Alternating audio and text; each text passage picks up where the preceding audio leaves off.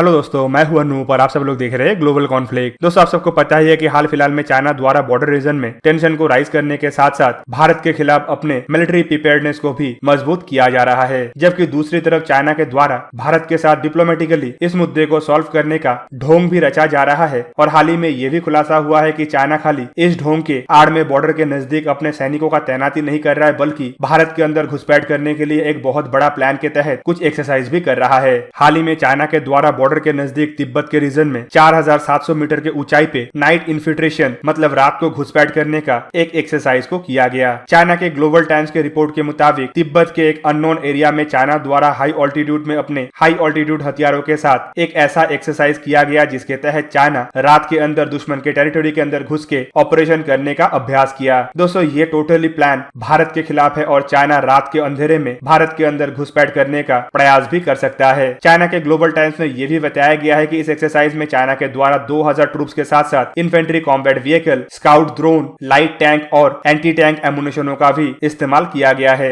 Exercise के दौरान China द्वारा अपने व्हीकलों का लाइट ऑफ करके नाइट विजन डिवाइसेस के द्वारा दुश्मन के तरफ आगे बढ़ा गया, जबकि दुश्मन के डिफेंसेस को कमजोर करने के लिए चाइना की तरफ से सबसे पहले स्काउट को भेजा गया था। अपने लाइट बंद करके और साइलेंटली आगे बढ़ने के पीछे इरादा ये है कि दुश्मन के रिकॉनेसेंस डिवाइसेस द्वारा चाइना का ये प्लान का खुलासा ना हो जाए। अंधेरे में और छुप छुपा के गीदर के तरह दुश्मन के टेरिटरी के अंदर घुसना चाइना का प्लान है, जबकि ग्लोबल टाइम्स में यह भी बताया गया है कि इस प्लान को अंजाम देने के लिए टोटल 2 चरण में काम किया जाएगा। सबसे पहले चाइना की तरफ से स्नाइपर्स और एंटी टैंक हथियारों के साथ एक स्काउट को सबसे पहले आगे भेजा जाएगा, जबकि दुश्मन के डिफेंसेस लाइन को कमजोर करने के लिए अनमैन एरियल व्हीकल द्वारा दुश्मन के ट्रेंचेस और कटीले तारों को बर्बाद किया जाएगा और स्नाइपरों द्वारा दुश्मन के ऑब्जर्वेशन पोस्ट में तैनात सैनिकों को सबसे पहले ढेर किया जाएगा। जबकि इसके बाद चाइना का प्लान है एंटी टैंक हथियारों का इस्तेमाल करके दुश्मन के इन्फेंट्री व्हीकलों को बर्बाद करना और फिर अपने दूसरे चरण का हमला करना, जिसमें दुश्मन के हेडक्वार्टर के साथ साथ बाकी जमा हुआ आर्मियों को भी समाप्त करना है। और हाई ऑल्टीट्यूड में लद्दाख में ये एक्सरसाइज करने का मतलब यह है कि चाइना द्वारा इस प्लान को भारत के खिलाफ इस्तेमाल करने के लिए बनाया जा रहा है, पर चाइना भूल चुका है कि भारत कोई कमजोर देश नहीं। चाइना अगर एक क्षेत्र में भारत के खिलाफ लड़ाई छेड़ेगा तो चाइना का ऐसे बहुत सारे वेनरेबल एरिया है जहाँ पे भारत लगभग इसी तरीके से चाइना को पलटा जवाब दे सकता है। और इवन चाइना जिस तरीके से एक तरफा एक्सरसाइज कर रहा है उसमें यह भी भूल चुका है कि भारत की तरफ से किस तरीके का